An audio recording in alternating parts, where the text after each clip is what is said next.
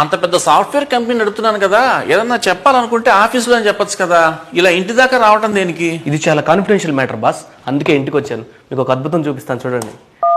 నమస్తే బాస్. ఏమిటిది? వీడు మా అబ్బాయేగా, దానిలో నమస్కారం అంటాడేంటి? వాడు మీ అబ్బాయి కాదు బాస్, నేను తయారు చేసిన ఏఐ మనిషి.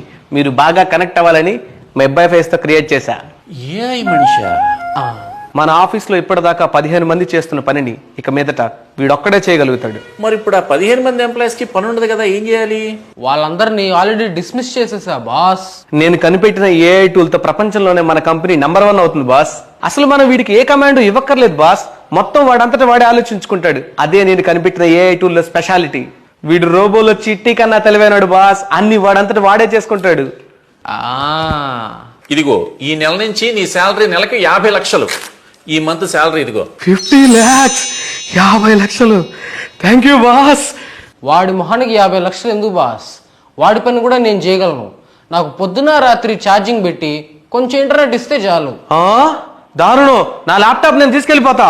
ఆగో, నువ్వు నా దగ్గర ఉద్యోగం చేస్తున్నప్పుడు ఇది కనిపెట్టావు, దానికి గా నేను నీకు చెక్ ఇచ్చా.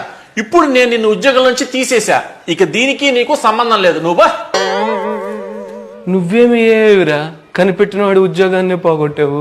ఆహా, ఎంత మందికి ఇచ్చే శాలరీ మిగిలింది. నెక్స్ట్ ఏం చేద్దాం? ఆఫీసుకు పోదామా? ఆఫీస్కి మీరు దేనికి? ఏం పనులు చేసుకోవాలో నేను మొత్తం చూసుకుంటా, కానీ మీరు వెళ్ళి వేసేసుకుని పడుకోండి, పోండి. చివరికి నాకు కూడా పని లేదా?